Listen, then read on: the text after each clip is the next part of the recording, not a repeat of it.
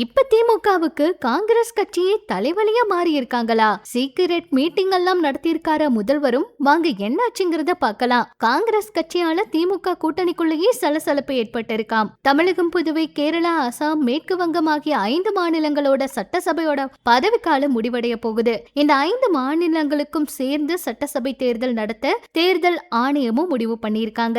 தமிழகம், புதுவையில் ஏப்ரல் மாதம் தேர்தல் நடத்த வாய்ப்பு இருக்கிறதா சொல்றாங்க.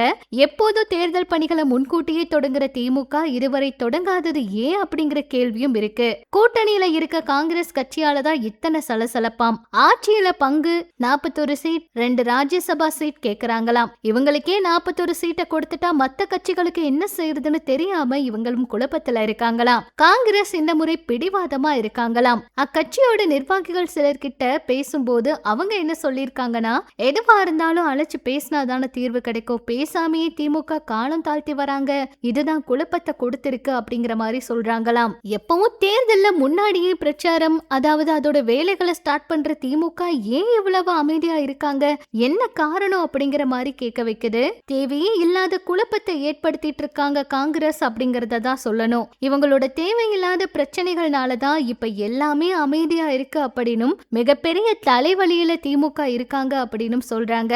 அந்த வகையில காங்கிரஸ் வெளியே வந்துட்டா அந்த சீட்டுகள் எல்லாம் மற்ற கட்சிகளுக்கு கொடுத்துடலாம் அப்படிங்கிற ஒரு முடிவுல இருக்காங்களாம் திமுக. இதுக்கு என்ன முடிவெடுக்க போறாங்கன்னு இன்னும் ஒரு சில நாட்கள்ல தெரிஞ்சிருங்க. இது பற்றி உங்களோட கருத்துக்களை சொல்லுங்க.